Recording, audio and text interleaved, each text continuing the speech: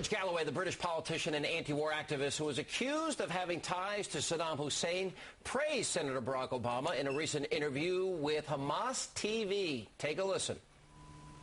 I pray for the safety of Barack Obama, and I pray that he can shift the United States attitude to this question.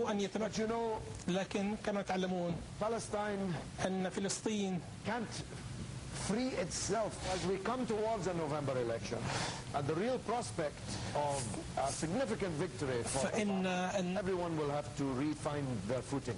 And these puppet presidents and corrupt kings may discover that the ground has moved under them. يمكن أن يلاحظوا أن الأرضية قد تحركت من تحت أقدامهم. إن شاء الله.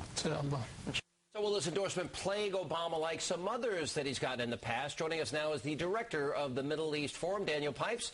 Will this hurt him, Daniel?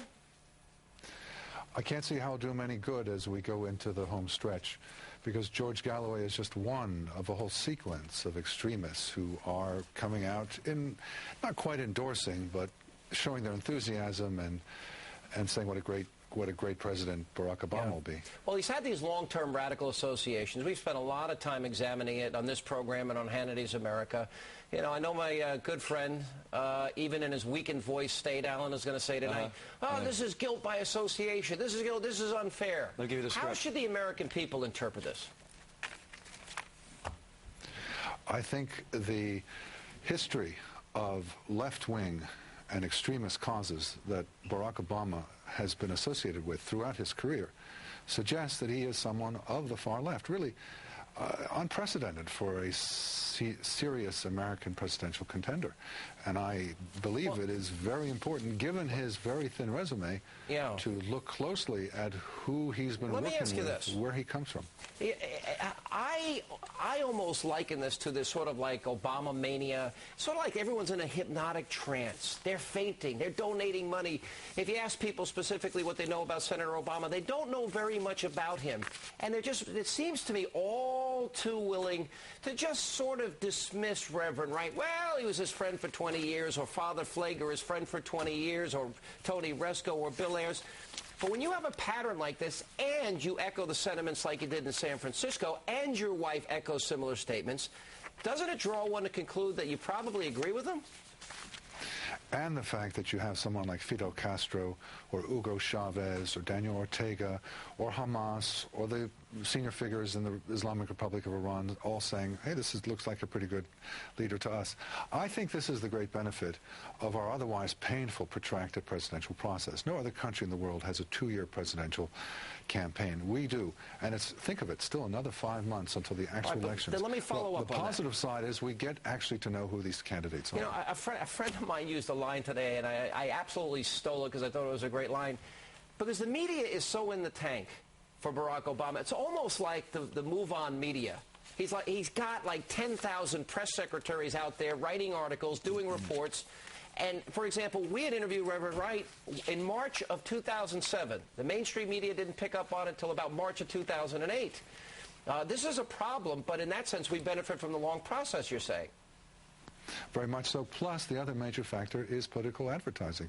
Because when it comes down to September and October, and we're really in full campaign system, then the American population will be in large part educated by, for better or worse, by political advertising. Mr. Pipes, I will try my weakened state here to put forth an argument. The fact of the matter is, this game, again, it's guilt by association. You're talking about everybody you ever talked to, everybody who endorses him.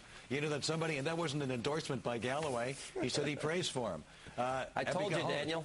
You see, you can't interrupt me because I can't fight back. I told you what he's saying. See, go ahead. He's taking advantage. See, look at him take advantage of this. Look at him. The fact of the matter is, it's different to have somebody endorse you versus you endorse them. Barack's not endorsing the leader of Iran. He's not endorsing Galloway. It's the other way around. In fact, it wasn't even an endorsement, as you pointed out. So that's an unfair game you're playing. Well, with rare exceptions, for example, Jane Fonda, who actually came out and endorsed Barack Obama, figures on the far left generally avoid this. Or Louis Farrakhan said, you know, I like him a lot, but if my endorsing him will hurt him, I won't endorse him. So generally there's a caution there. And I agree with you that he should not be held responsible for everyone who endorses him, but yet it shows something about who he is. Why are you holding McCain responsible for being endorsed by John Hagee? He had to retract the endorsement. A guy who said that Hitler was sent by God to hunt Jews, who offended Catholics, he had to apologize for that. By Rod Parsley, who said that you know, Islam is an antichrist religion. Why don't you apply the same standard to those who endorse John McCain, many of which had to be retracted?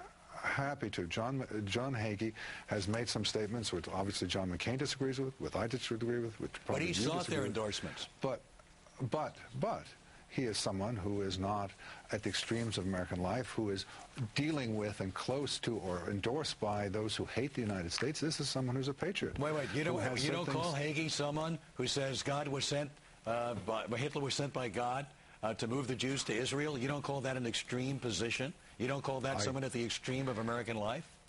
No, I don't call that at all, because if you look closely, you'll find a whole lot of Jewish theologians who've said something similar to that. I don't subscribe to that myself, but he is working within the mainstream of American political life. He is a serious and important actor in the pro-Israel movement, and I might add that I'll be speaking for him next month at his conference. And he says New Orleans got what it deserved because we're going to have a gay rally, and then Katrina happened. That's not an extreme position? A lot of things I don't agree with. But these are not people who hate, he is not someone who hates the United States, as opposed to so many of the people who are endorsing or supporting. We can argue about who hates the United States. Thank you, Mr. Pipes. Jamie Colby in for Greta tonight. What is coming up, Jamie, right after Hannity and Combs? Good evening. Alan.